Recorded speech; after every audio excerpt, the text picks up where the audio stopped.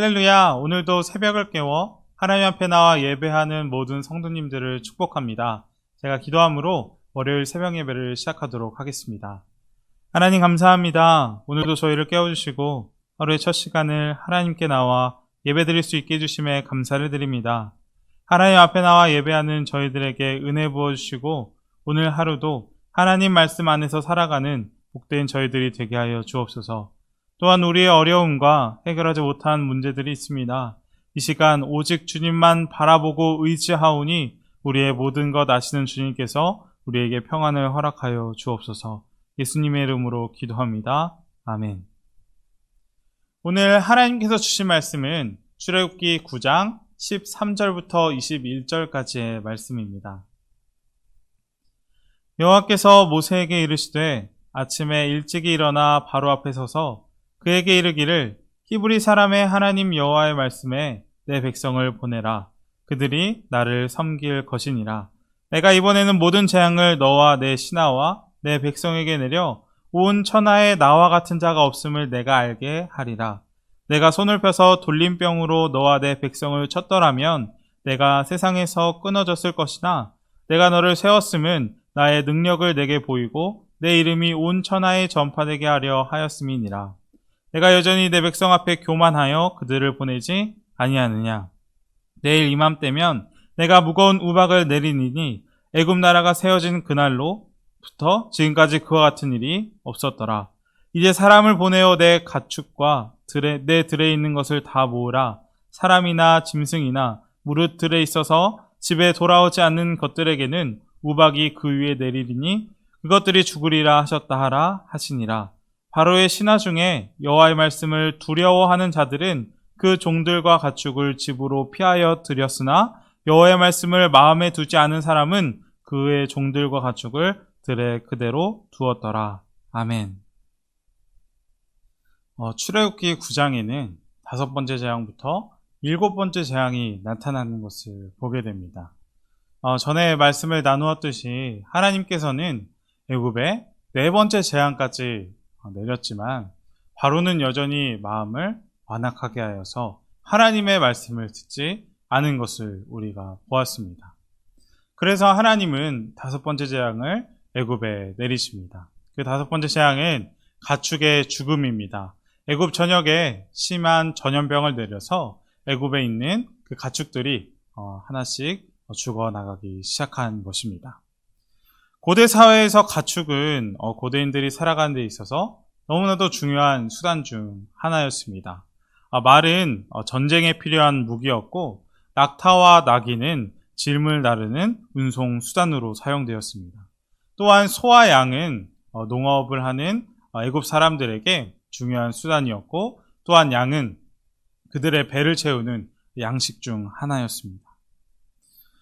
그러나 이 하나님의 재앙으로 인하여서 그 중요한 가축들이 하나씩 죽어나가기 시작한 것입니다.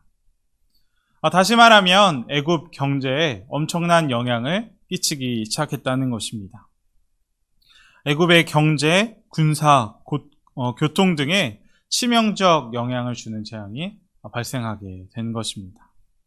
5번째 재앙은 그 전까지의 재앙과 비교했을 때 애굽의 경제 전반을 흔드는 위력을 발생할 정도로 강력한 재앙의 정도가 강력해진 것입니다. 하지만 이것을 보고도 바로는 여전히 어떻습니까? 여전히 하나님의 말씀을 듣지 않고 이스라엘 백성들을 내보내지 않습니다. 그래서 하나님은 애굽에 6번째 재앙을 내리십니다. 그 6번째 재앙이 무엇이었냐면 악성 종기 재앙입니다. 하나님은 모세가 하늘 향해 날린 재가 애굽 온 땅에 티끌이 되어서 사람과 짐승에 붙어 악성 종기가 생기게 했습니다. 이 6번째 재앙은 특이하게 처음으로 애굽에 내린 10번째 재앙 중에서 사람의 생명을 위협할 만한 재앙인 것입니다.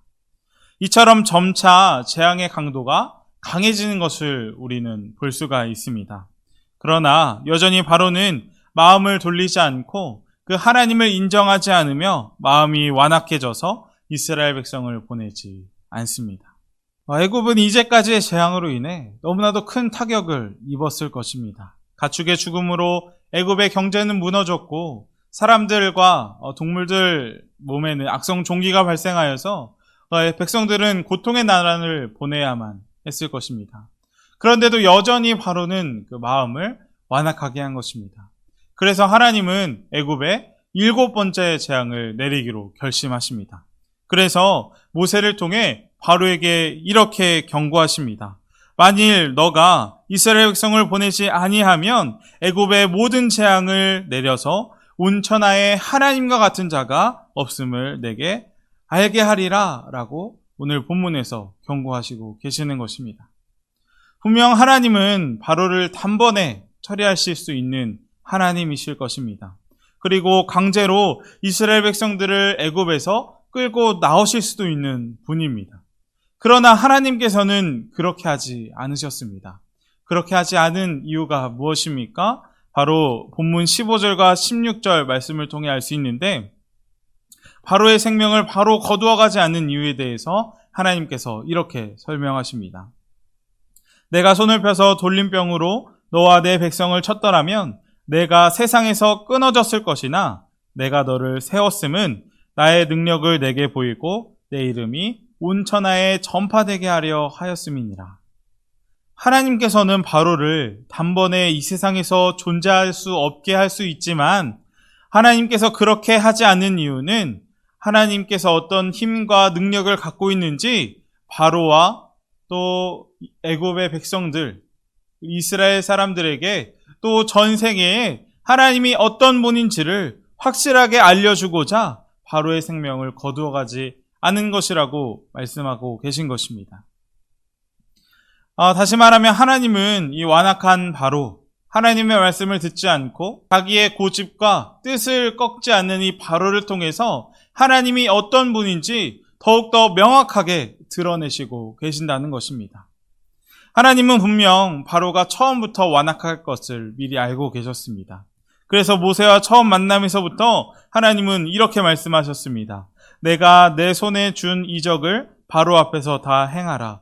그러나 내가 그의 마음을 완악하게 한즉 그가 내 백성을 보내지 아니할 것이다. 이 완악하다라는 말은 7장부터 14장까지에 11번이나 더 쓰이는 것을 성경에서 볼 수가 있습니다. 그런데 흥미로운 것은 무엇이냐면 이 바로의 마음이 완악하다, 완강하다, 완고하다 이런 단어가 나오고 난 뒤에는 항상 모세를 통한 하나님의 놀라운 기적들이 일어났다는 것입니다. 그리고 그 절정은 아마 출애굽기 14장일 것입니다. 출애굽기 14장에 보면 홍해가 갈라지는 놀라운 기적이 일어납니다. 그리고 이스라엘 백성들은 그 갈라진 홍해 사이로 지나가며 이스라엘 백성들을 추격하던 바로와 그 군사들은 물에 빠져 완전히 수장되어 버리는 엄청난 기적이 일어나는 것을 우리가 볼 수가 있습니다.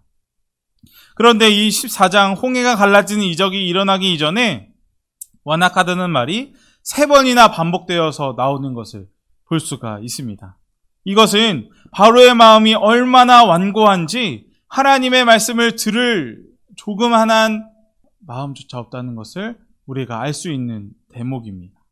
그러나 놀라운 것은 무엇입니까? 그 바로의 가장 완고하고 고집스러운 모습 가운데 홍해가 갈라지는 가장 큰 하나님의 기적이 일어났다는 것입니다. 분명 바로의 완악함은 모세와 이스라엘 백성들에게 가장 큰 어둠이었고 불행이었습니다. 그러나 모세와 이스라엘 백성들이 하나님 편에 끝까지 붙어 있을 때 오히려 하나님께서는 바로의 완악함을 이용하여서 이스라엘 백성에게 하나님 자신이 어떤 분인지 더욱더 명확하게 드러내셨다는 것입니다. 이 말씀을 보며 우리가 다시 한번 생각해 보아야 할 것이 있습니다. 그것은 무엇이냐면 우리 삶에도 때로 바로와 같은 완고한 것들이 있다는 것입니다. 절대 꺾이지 않을 것 같은 문제들, 절대 변하지 않을 것 같은 어려움들이 있습니다. 그러나 중요한 것은 무엇이냐면 그 문제들 앞에 우리의 모습일 것입니다. 어떤 사람은 그 고통 속에서 불평하고 누구를 원망합니다.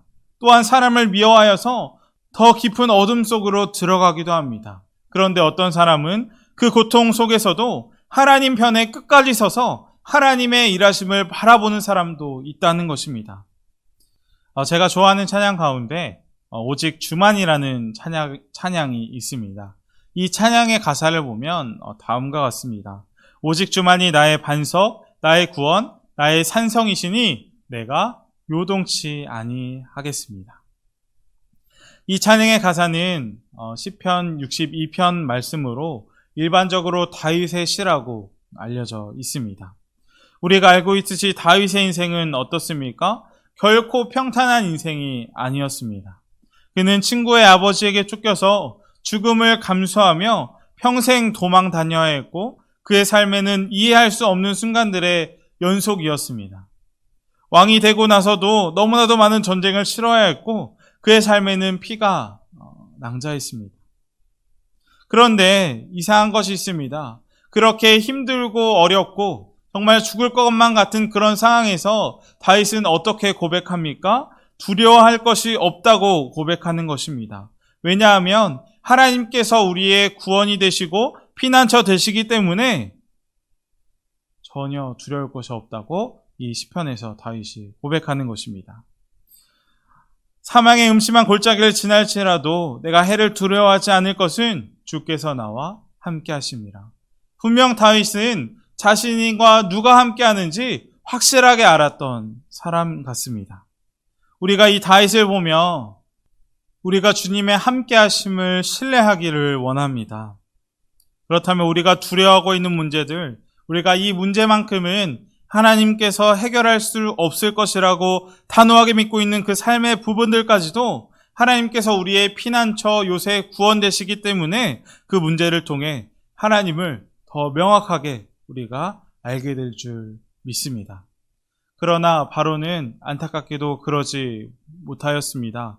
결국 완악한 바로 앞에 하나님은 바로와 온 애굽에 하나님을 알게 하기 위한 재앙을 내리십니다. 그 재앙이 바로 우박 재앙이었습니다.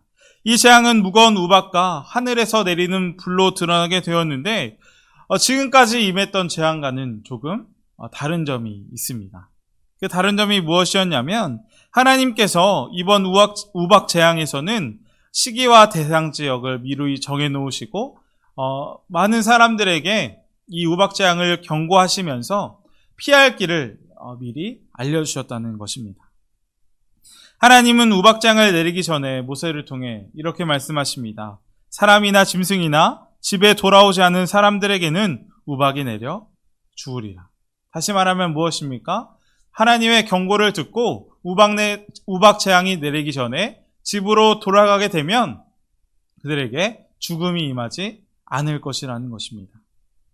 그리고 이런 우박 재앙이 내린다는 하나님의 경고 앞에 우리가 주목해야 할 사람들이 등장합니다. 그 사람들은 20절과 21절에 나오는 바로의 신하들입니다. 바로의 신하 중에 여호와의 말씀을 두려워하는 자들은 그 종들과 가축을 집으로 피하여 들였으나 여호와의 말씀을 마음에 두지 아니하는 사람은 그의 종들과 가축을 들에 그대로 두었더라. 오늘 본문 우박재앙 가운데는 두 부류의 사람이 기록되어 있는 것을 볼 수 있습니다. 여호와의 말씀을 두려워하는 자들과 여호와의 말씀을 마음에 두지 않는 자들입니다. 애굽의 신하들 가운데는 하나님의 말씀을 두려워한 사람들이 있었습니다. 그리고 이 사람들은 우박재앙을 피해서 심판을 면할 수 있었습니다. 그러나 동일한 하나님의 말씀을 듣고서도 그 말씀을 마음에 두지 않는 자들도 있었습니다. 그리고 그 사람들은 어떻게 되었습니까? 하나님께서 경고하신 대로 고스란히 그 피해와 아픔을 감당해야만 했습니다. 분명 하나님의 말씀은 모든 사람에게 동일하게 선포되었지만 여호와의 말씀을 두려워하는 자들과 말씀을 마음에 두지 않는 자들의 삶의 결과는 전혀 다르게 펼쳐지게 된 것입니다. 먼저 하나님의 말씀을 두려워했던 바로의 신하는 차례로 진행되는 재앙들을 보면서 누가 진정한 세상의 신인지를 깨달았을 것입니다. 바로보다도 애굽의 많은 그 우상들보다도 더 위에 계신 분이 있다는 것을 깨닫고 하나님의 말씀은 반드시 이루어진다는 것을 인식하게 된 것입니다. 그리고 그 사실을 깨닫자 우박 재앙에 대한 말씀을 신뢰하고 피한 것입니다. 그러나 말씀을 두려워하지 않았던 자들은 애굽에 일어나고 있는 엄청난 재앙들을 보고도 들어도 깨닫지 못합니다. 왜냐하면 그 마음 가운데 바로와 같이 자기 고집과 하나님에 대한 불신이 가득 차 있기 때문에 그들은 아무리 큰 재앙이 오더라도 마음에 두지 않는 사람들인 것입니다. 그리고 그 결과는 무엇입니까? 죽음으로 이어지게 됩니다. 이 두 부류의 사람들을 보며 우리의 삶을 한번 돌아보았으면 좋겠습니다. 우리는 무엇을 듣고 무엇에 귀 기울이며 살아갑니까? 하나님의 말씀을 들어도 자기 고집과 불신에 빠져서 내 마음대로 살고 계십니까? 아니면 하나님의 말씀을 두려워하여서 하나님의 말씀을 듣고 하나님의 말씀을 지키며 살아가고 계십니까? 제가 예전 수련 목회자 수련회 갔을 때 유기성 목사님의 간증을 들은 적이 있습니다. 그 유기성 목사님의 그 간증 내용은 다음과 같았습니다. 목사님께서 10년 전 추운 겨울 강원도로 설교 말씀을 전하러 부흥회에 참석했다고 합니다. 그런데 그 부흥회에서 말씀을 전하기 전 찬양을 하는데 그 교회에서 어떤 찬양을 했냐면 주 예수보다 더 귀한 것은 없네 라는 찬양을 불렀다고 합니다. 그런데 목사님께서 이 찬양을 부르는 가운데 갑자기 그 마음 가운데 이런 생각이 들었다고 합니다. 과연 내가 이 찬송을 부를 자격이 있는가? 예수님이 이 찬양의 가사 고백을 보며 들을 때 마음이 어떠실까? 이 찬양의 가사 내용을 보면 너무나도 은혜로운 가사입니다. 주 예수보다 귀한 것은 없네. 세상 부귀, 명예, 행복과 바꿀 수 없네. 주 예수보다 귀한 것은 없네. 찬양 가사적으로만 보면 당연히 예수님께서 너무나도 기뻐하실 신앙 고백이지만 만약 우리의 마음이 진정으로 그렇지 않은데 가사만 따라 부르고 있다면 오히려 예수님의 마음을 너무나도 힘들게 하는 찬양 가사가 아닐까라고 생각했다고 합니다. 그래서 목사님은 1절 찬양을 마치고 부흥회에 참여한 그 성도님들에게 이렇게 이야기했다고 합니다. 주 예수보다 귀한 것은 없네 찬양 가사처럼 진정으로 주님밖에 예수님밖에 더 귀한 것 없는 교인들, 정말 예수님을 위해 세상 부귀, 세상 명예, 세상 행복, 즐거움, 자랑 다 버릴 뿐만 찬송을 함께 부릅시다 라고 이야기했다고 합니다. 그리고 솔직하게 마음의 준비가 안 된 분은 이 찬양을 부르지 말고 하나님께 어떤 것보다도 하나님을 사랑하게 해달라는 믿음을 달라는 마음으로 기도하자고 이야기했다고 합니다. 그렇게 다시 반주자의 찬송이 시작되었는데 그 큰 예배당 가운데 그 피아노 소리만 울릴 뿐이었다고 합니다. 아무도 찬양 가사를 부르지 않았다는 것입니다. 1절이 지나고 2절로 넘어가는 가운데 여기저기서 흐느끼는 소리가 나기 시작하더니 결국 울음바다가 되었고 여기저기서 회개의 기도가 시작되었다고 합니다. 그리고 목사님이 이 간증을 끝낸 후에 전도사들을 시작하는 저희들에게 이렇게 말씀하셨습니다. 설교한 대로, 찬송한 대로 실제 그대로 살지 못하면 그것이 주님을 오히려 괴롭게 하는 것입니다. 제가 목사님의 간증을 들으며 너무나도 많은 찔림이 있었습니다. 정말 예수님을 위해 세상 부귀, 세상 명예, 행복, 즐거움, 자랑 다 버릴 수 있는지 하나님을 믿는다고 하면서 하나님의 말씀을 듣는다고 하면서도 우리의 마음은 여전히 하나님이 아닌 세상을 향해 있는 것이 아닌지 다시 한번 돌아보고 회개하는 시간을 가졌습니다. 오늘 이 본문을 보며 이 바로의 신하들을 보며 우리가 하나님의 말씀을 진정으로 마음에 두기를 원합니다. 또 한 가지 중요한 것이 있다면 말씀을 그냥 듣는 것으로 끝내는 것이 아니라 우리가 이 말씀을 듣고 그대로 살아내기를 원합니다. 하나님의 음성을 잘 분별하고 잘 듣는데 말씀만 들을 뿐 그 말씀과 다르게 산다면 그 삶에는 하나님의 역사가 절대 일어나지 않게 될 것입니다. 우리의 삶이 하나님의 말씀을 마음에 잘 새겨 그 말씀대로 따르며 순종하는 삶이 되기를 주님의 이름으로 축복합니다. 그리고 그것이 복된 길이고 하나님 안에서 바르게 살아가는 길일 것입니다. 말씀을 마칩니다. 우리가 세상 것이 아닌 하나님의 말씀을 우리의 마음에 두기를 원합니다. 우리가 지치고 상한 마음이라고 할지라도 그 마음 가운데 하나님의 말씀이 있을 때 우리는 바로의 신하들이 살아난 것처럼, 죽음을 면한 것처럼 우리도 세상이 줄 수 없는 평안을 누릴 수 있을 것입니다. 오늘 이 새벽에 우리의 마음 중심에 주님의 마음을 겸손히 채울 수 있기 바랍니다. 마음 중심에 주님의 말씀을 둠으로 하나님께서 주시는 구원의 기쁨과 평강을 누리는 복된 하루가 되기를 축복합니다. 함께 기도하기 원합니다. 첫 번째로 기도할 것은 오늘 말씀처럼 우리가 하나님의 말씀을 두려워하는 자인지, 하나님의 말씀을 듣기는 하지만 그 말씀을 마음에 두지 않는 자인지를 다시 한번 돌아보기를 원합니다. 우리가 하나님을 우리의 주인으로 삼아 오직 말씀대로 순종하며 살아가는 믿음을 우리에게 허락하게 해달라고 첫 번째로 기도하겠습니다. 두 번째는 코로나19 우리 전 세계, 우리나라를 위해 기도하겠습니다. 코로나가 점점 더 확산되고 있습니다. 코로나19로 인해 어려움 당하는 분이 많이 있을 텐데 생사화복의 주인 되시는 하나님께서 이 땅을 긍휼히 여겨주셔서 코로나가 속히 안정되고 또한 백신을 맞는 우리 성도님들 가운데 부작용이 없게 해달라고 기도하겠습니다. 함께 기도하겠습니다. 하나님 감사합니다. 이 새벽 출애굽기 9장을 보며 은혜를 나누었습니다. 우리가 하나님의 말씀 앞에서 말씀을 두려워하는 자인지, 하나님의 말씀을 듣기는 하지만 그 말씀에 마음을 두지 않는 자인지 돌아보기 원합니다. 우리가 오직 하나님의 말씀과 뜻을 잘 분별할 수 있기 소망합니다.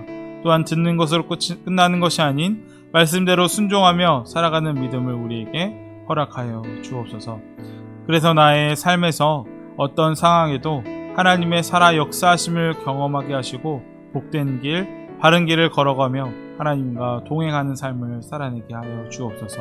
예수님의 이름으로 기도합니다. 아멘.